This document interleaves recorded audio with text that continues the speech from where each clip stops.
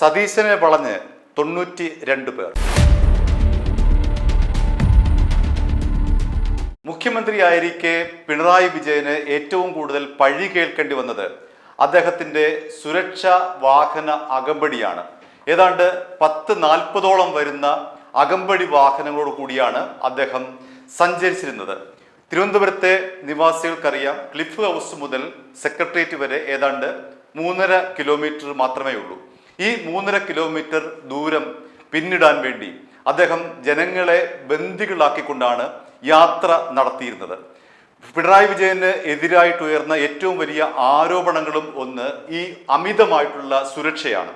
എവിടെ പോയാലും ജനങ്ങളെ തടഞ്ഞു നിർത്തിക്കൊണ്ട് 10-40 വാഹനങ്ങളുടെ അകമ്പടിയോടുകൂടിയുള്ള പിണറായി വിജയന്റെ ഈ ആഡംബര യാത്ര അദ്ദേഹത്തിന്റെ പരാജയത്തിന് ഒരു കാരണമായി എടുത്തു കാണിക്കാറുണ്ട്. എന്നാൽ വി.ഡി. സതീശൻ മുഖ്യമന്ത്രി ആയതോടെ ഈ ഒരു നടപടിക്ക് അന്ത്യമാകുമെന്ന് അദ്ദേഹം തന്നെയാണ് പറഞ്ഞത്. വി.ഡി. സതീശനെ മുഖ്യമന്ത്രിയായി പ്രഖ്യാപിച്ച ശേഷം അദ്ദേഹം പോലീസ് മേധാവികളുമായി ചർച്ച നടത്തി.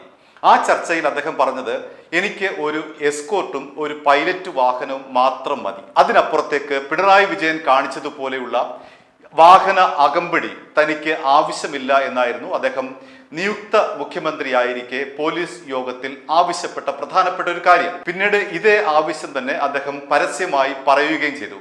ഞാൻ മുഖ്യമന്ത്രിയായി കഴിഞ്ഞാൽ ആദ്യം ചെയ്യുന്ന നടപടി ഈ അധികമായുള്ള സുരക്ഷയാണ്. എനിക്ക് ആകെ ഒരു പൈലറ്റ് മതി, ഒപ്പം ഒരു എസ്കോർട്ട് മതി. അത് അടിസ്ഥാനപരമായിട്ടുള്ള ഒരു മുഖ്യമന്ത്രിയുടെ അല്ലെങ്കിൽ ഒരു സുരക്ഷ എന്ന നിലയിൽ മാത്രമാണ്. ജനങ്ങളെ ഒരു തരത്തിലും ഞാൻ ബുദ്ധിമുട്ടിപ്പിക്കില്ല എന്നാണ് അദ്ദേഹം പറഞ്ഞത്. മുഖ്യമന്ത്രി ആയതിനു ശേഷവും അദ്ദേഹം ആ നിലപാടാണ് സ്വീകരിച്ചത്. അദ്ദേഹത്തിന്റെ വാക്കുകൾ: വലിയ ആർഭാടത്തോടെ വളരെ പത്രാസിലൂടെ റോഡിലൂടെ പോയാൽ ആളുകൾ എന്നെ ചിലപ്പോൾ അവർ പുറത്തൊന്നും പറയില്ലായിരിക്കും, പക്ഷെ ഉള്ളിൽ കളിയാക്കിച്ചിരിക്കും.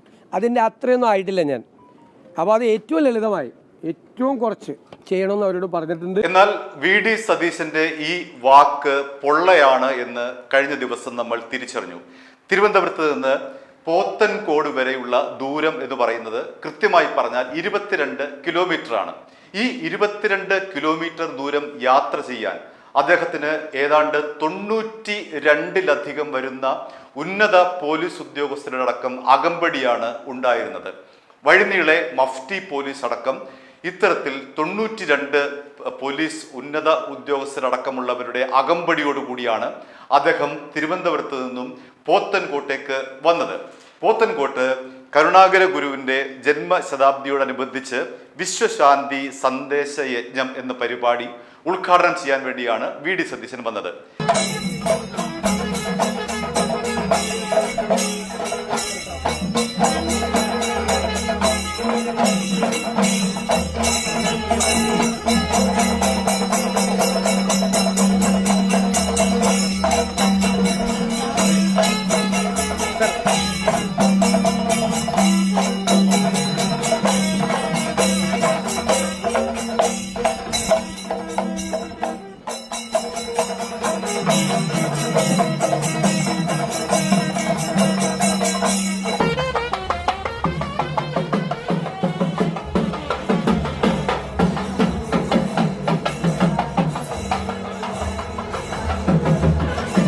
അദ്ദേഹത്തിന് എസ്കോർട്ടായിട്ട് അല്ലെങ്കിൽ അദ്ദേഹത്തിന് സുരക്ഷ ഒരുക്കിയത് 3 DYSPമാരാണ്, 22 SIമാരാണ്, 50-ലധികം വരുന്ന മഫ്റ്റി പോലീസാണ്.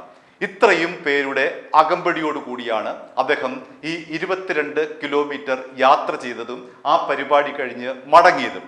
എന്തിനു വേണ്ടിയായിരുന്നു ഇത്രമാത്രം സുരക്ഷ എന്ന കാര്യത്തിൽ ഇപ്പോഴും അവ്യക്തത തുടരുകയാണ്.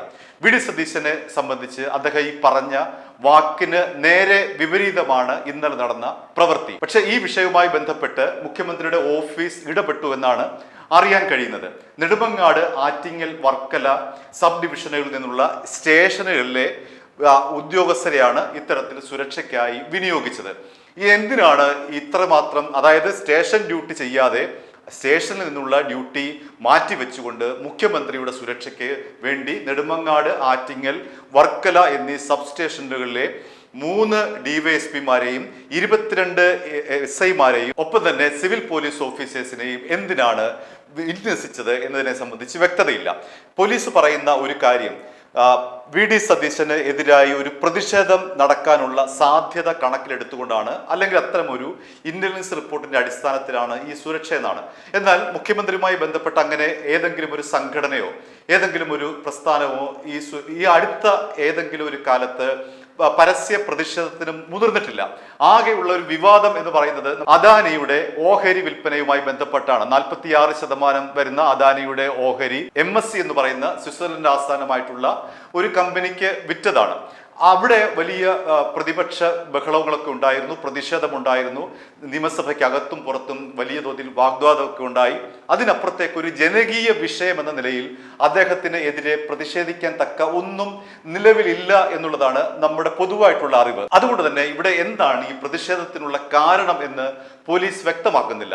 ആരാണ് ഇദ്ദേഹത്തിനെതിരെ പ്രതിഷേധിക്കാൻ വരുന്നത് എന്ന കാര്യത്തിലും പോലീസ് വ്യക്തത വരുത്തുന്നില്ല. അങ്ങനെ എന്തെങ്കിലുമുള്ള ഒരു സൂചന ഒരു രാഷ്ട്രീയ പാർട്ടി പ്രതിഷേധിക്കുന്നെങ്കിൽ തീർച്ചയായിട്ടും അവർ അറിയിക്കുമല്ലോ.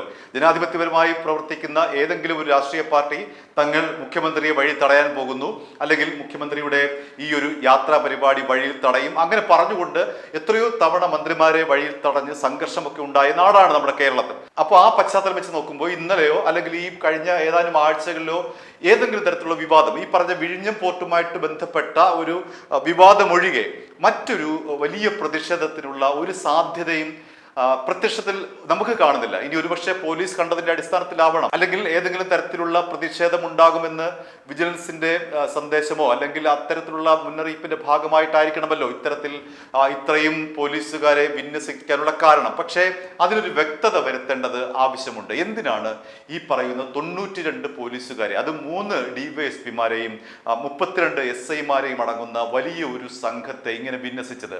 നമുക്കറിയാമല്ലോ, ഒരു പോലീസ് സ്റ്റേഷനിൽ ഒരു ദിവസം എന്തെല്ലാം പ്രശ്നങ്ങളാണ് നടക്കുന്നത്. എത്രയോ പേരുടെ പ്രശ്നങ്ങൾ പരിഹരിക്കാനുള്ള ഒരു സങ്കേതമാണ് ഈ പോലീസ് സ്റ്റേഷൻ എന്ന് പറയുന്നത്. അപ്പോൾ ഇത്രയും സ്ഥലത്തെ പോലീസ് സ്റ്റേഷനുകളിലെ നിത്യപ്രവർത്തനങ്ങൾ അവസാനിപ്പിച്ചുകൊണ്ട് സ്തംഭിപ്പിച്ചുകൊണ്ടാണ് അവിടെ നിന്നുള്ള പോലീസുകാരെ ഇത്തരത്തിൽ ഈ 22 കിലോമീറ്റർ ദൂരം വിന്യസിച്ചത്. അതിനുള്ള കൃത്യമായ മറുപടി മുഖ്യമന്ത്രിയുടെ ഓഫീസ് ഇതുവരെയും നൽകിയിട്ടില്ല. പോലീസ് ആകട്ടെ ഔദ്യോഗികമായിട്ട് അങ്ങനെ അറിയിച്ചിട്ടുമില്ല ഏത് ഭാഗത്തു നിന്നാണ് പ്രതിഷേധം. ഏതായാലും സതീശൻ പറഞ്ഞതിന് വിരുദ്ധമായി തന്നെയാണ് ഇന്നലെ ഉണ്ടായ സംഭവം. അതിന് മുഖ്യമന്ത്രി എന്ന നിലയിൽ അദ്ദേഹം മറുപടി പറയേണ്ടതായിരുന്നു. കാരണം അദ്ദേഹം ആദ്യത്തെ കൈക്കൊണ്ട ഒരു തീരുമാനങ്ങളൊന്നാണ് തനിക്ക് അമിത സുരക്ഷ വേണ്ട എന്നുള്ള കാര്യം.